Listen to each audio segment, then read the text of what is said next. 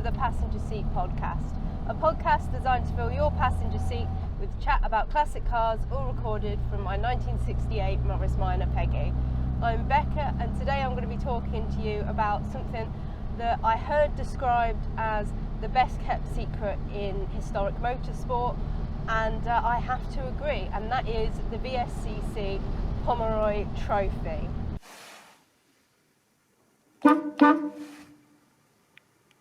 So about 3 weeks ago maybe, I saw a page called Carnatter on Instagram that I followed for a while but never actually made it to one of their events, advertising the fact that they were having a car meet at the VSCC Pomeroy Trophy at Silverstone, and that you could go along, display your car with a load of other cool cars and get to watch the Pomeroy Trophy. Now, if you know me, you know that I love my pre-war stuff. It's what I grew up with, and I get really excited by seeing pre-war vehicles getting to do their thing and excel at doing kind of trials and tests and stuff like that.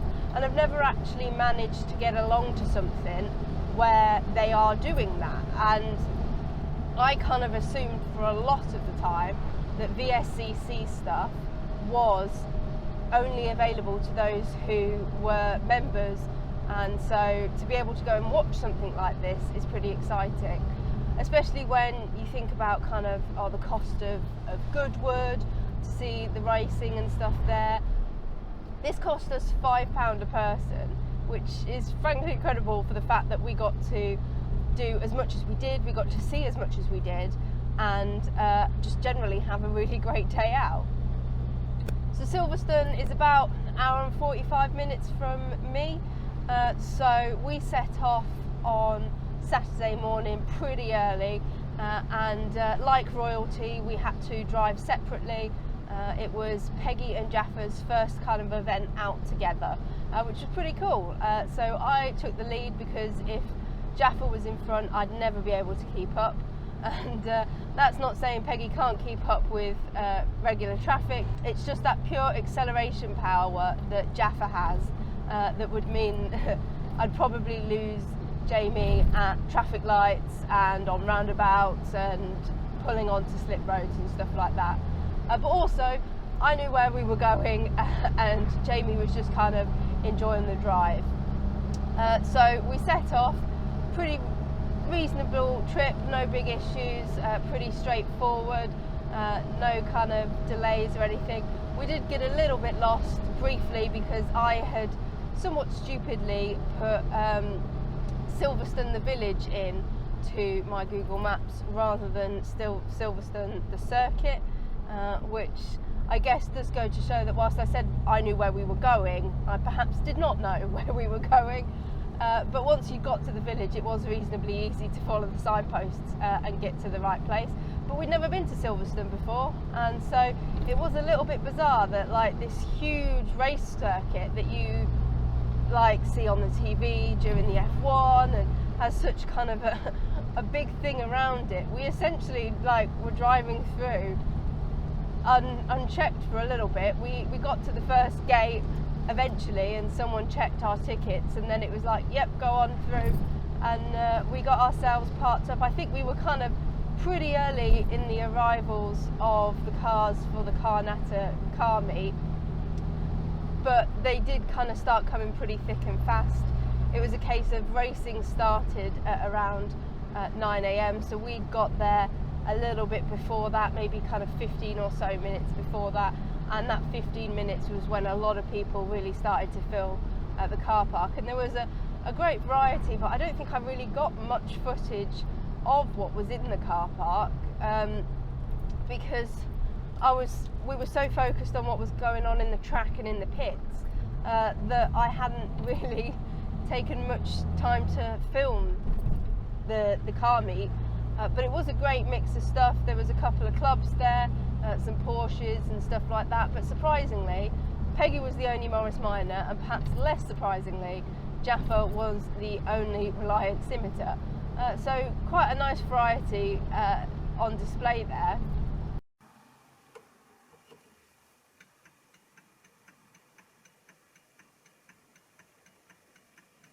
once we got parked up, included in our ticket was access to the Brooklyn suite, which meant that we were able to basically look down over the top of where they were all preparing the cars to head out for their first lot of tests.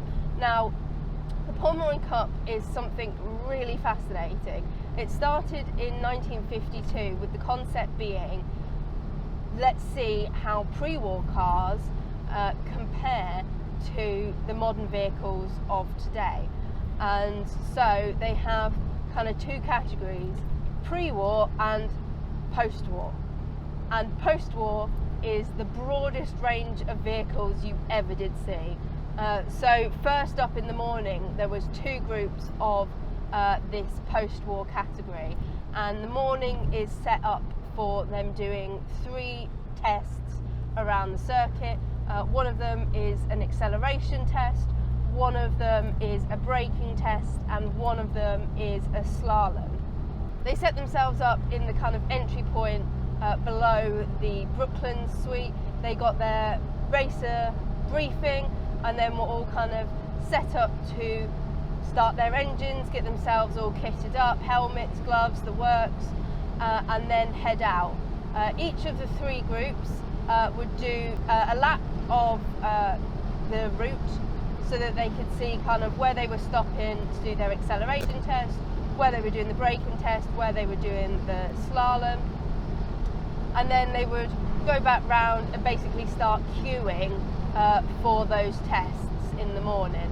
So the first group went round and we saw them off, and then the next group went off, and we actually then went and watched them from the national pits, which meant that we could kind of see them doing the braking test and the acceleration, because it was a stop, accelerate up, and then be ready to brake at the end of this bit.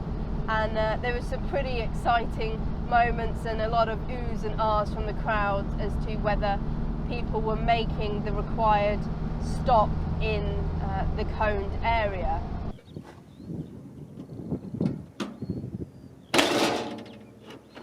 Meanwhile, behind us there was other cars getting ready to either have their break from the first lot of tests and get ready for their race round in the afternoon, or the pre-war stuff getting ready to do their tests, which was going to be the last lot of tests before the break for lunch. And it was crazy, because we were watching kind of Toyota, like little shopping cars basically. We were watching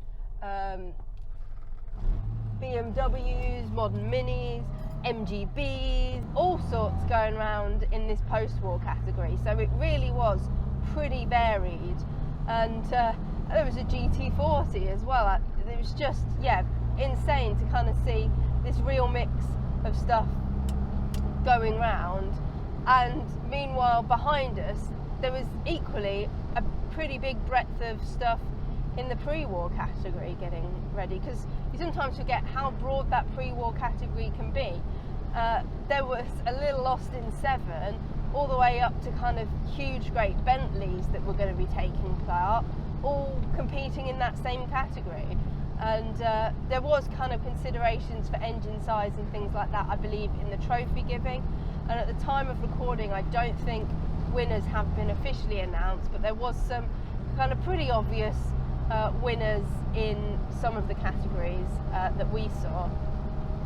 But yeah, it's just such an unusual mix of cars, and it just made for such great fun, because you were watching the acceleration and some stuff was sounding absolutely fantastic, some stuff sounding like it was like hanging on for dear life, trying to kind of do its very best, and the braking test was the same for all of these vehicles.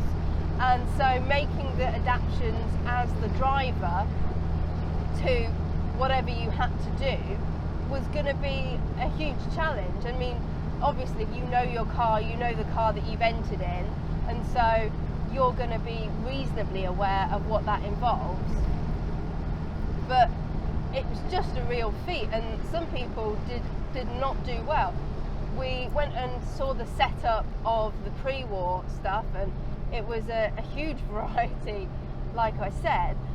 But the things that you think, oh, they're going to do really well, don't necessarily do as well as you think they're going to do. So, for example, there was this Allard that me and Jamie were like, oh, that looks like it's going to do really well. But whilst it did well in the tests, the race in the afternoon, it didn't seem to do kind of as well as we were expecting. Equally, the plucky little Austin 7 that was taking part did reasonably well in things like the braking test and stuff, because it didn't have such a huge weight behind it to have to try and stop.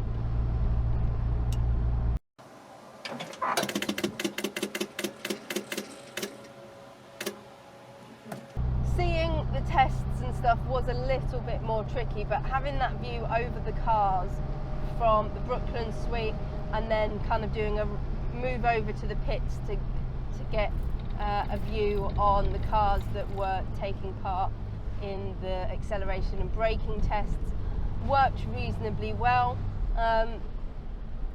But really the excitement definitely started in the afternoon with the racing.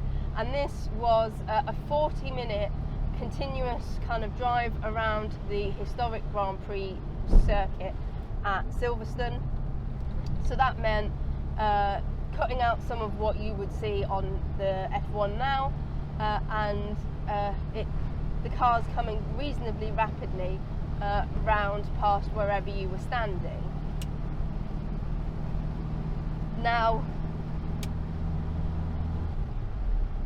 first up in the afternoon was the pre-war stuff, and this was definitely my favourite of what was happening, because the variance within the category made for some just fantastic visual representation of like how different some of these cars were in that period. There was a car that was out in the front, and I don't really know what it was, but it was this white car that I'm pretty sure won, that was vastly ahead of anyone anywhere near it, and you could tell that the guy really knew what he was doing. He was going into all of the corners absolutely flawlessly, taking overtakes absolutely brilliantly and safely, and really doing a fantastic job of the car. Meanwhile, there was a couple of cars kind of in the middle where it was really quite scrappy about who was kind of pulling out, and they'd come round and each time it would be a different car that had kind of inched in front, only for the other one to kind of get the better of it the next time. And then right at the back, continuously getting overtaken, was the little Austin 7, bless it, and it was putting up a good fight, and the guy looked like he was having an absolutely fantastic time. But yeah, it was quite a varied set of foes within that, and we were popping back inside within the Brooklyn suite to check up on the screens as to kind of just how far ahead that car in front was in terms of laps compared to the stuff that was much further down. But it really was pretty fantastic to watch, and we absolutely loved it. Then there was kind of not much of a break before the next lot came on, and that was the first group of the post-war stuff, and again the variety in this was amazing. And for a long while there was an Austin Healey and a Plymouth fighting it out at the top, and it was fantastic to watch, alongside a modern BMW, I think it was, and it was kind of those three really fighting for that top spot. And then the Plymouth just disappeared and we couldn't work out what had happened, and Neve, who I know through Instagram and the Women Drivers Social Club, was saying that actually it looked like that guy had lost his wheel, and that it had come off, and that's why he had to come out of the race, obviously. And couldn't believe it because they'd been doing so well, but actually when you thought about how he'd been taking those corners and really kind of going for it, the wheel was probably under a decent amount of strain. And unlike today, the weather was absolutely fantastic for them. It looked like it was quite a sunny day for the end of February, so it really made the difference. Although I think the track was still quite a bit damp from the rain that was earlier in the week, so definitely a bit of caution to be had by some of them. And we did unfortunately see a couple of cars really spin out and not quite succeed on a couple of corners, and during the braking test actually.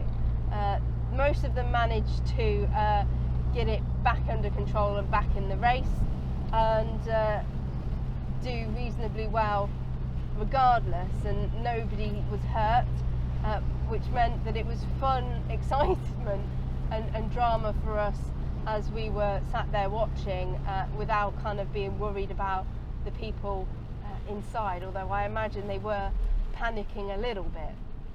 In that race, I think there was a couple of cars from Drive Tribe and Richard Hammond and a couple of cars from the smallest cog taking part, which meant that the crowd on the Brooklands balcony was pretty big, but you did get quite a good view from the national pits of those cars, which was good.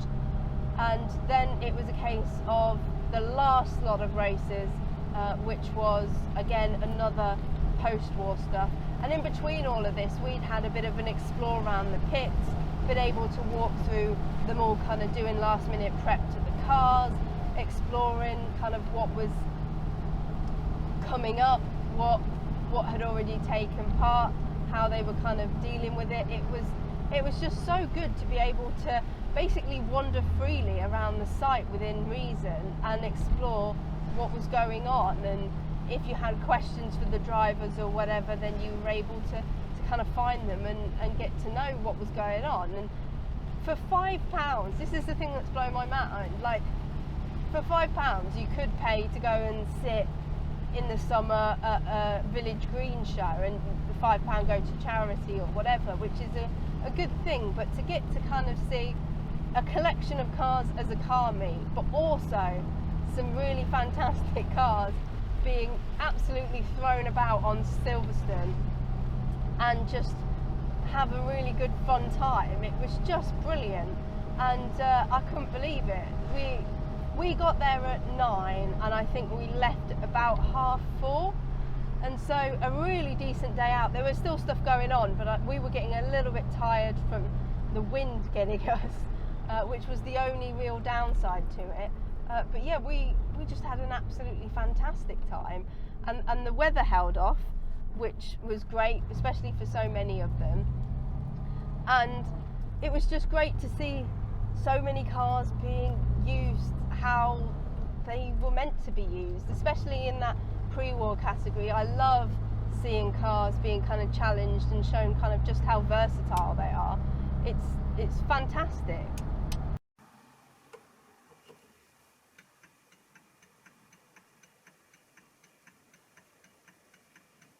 And the regulations around it are just, you have to have your hood up if you're an open top car, or take a penalty if you haven't got a hood. You have to be able to fit Le Mans suitcases into the car, and it has to be kind of at least a 2-seater.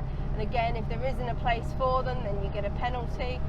But yeah, just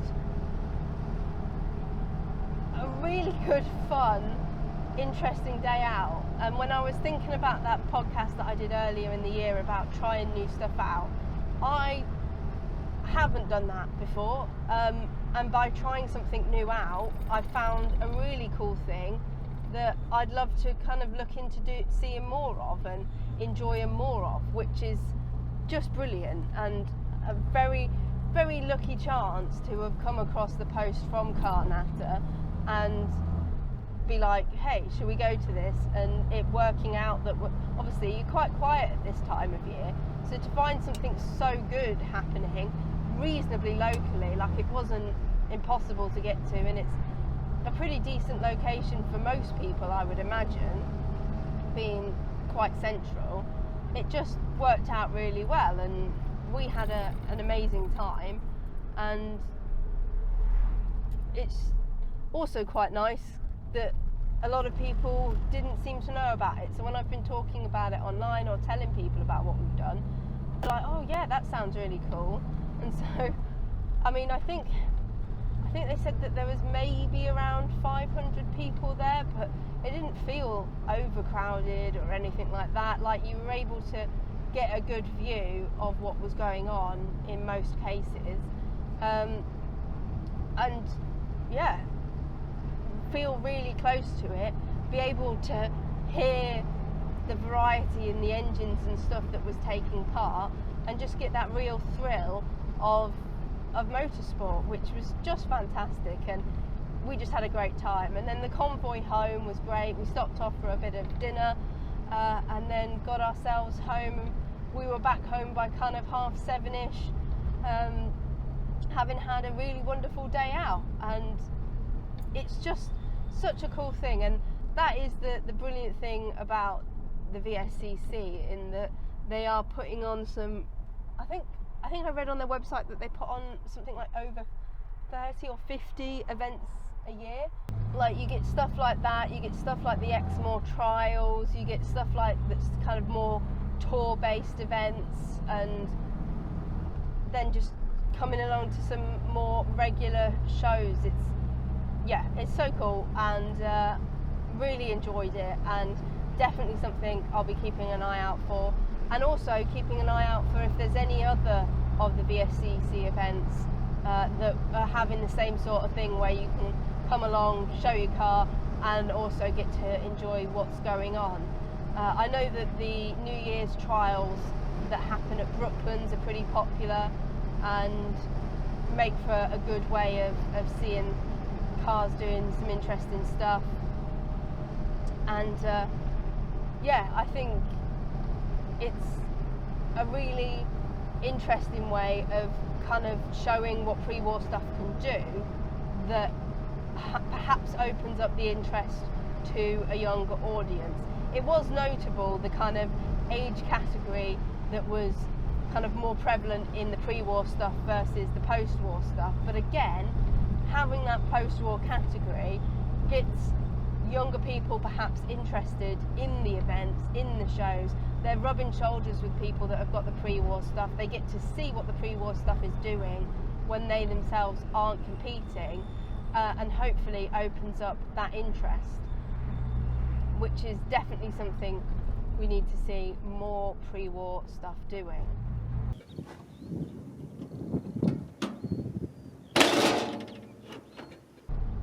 I hope you've enjoyed hearing about it.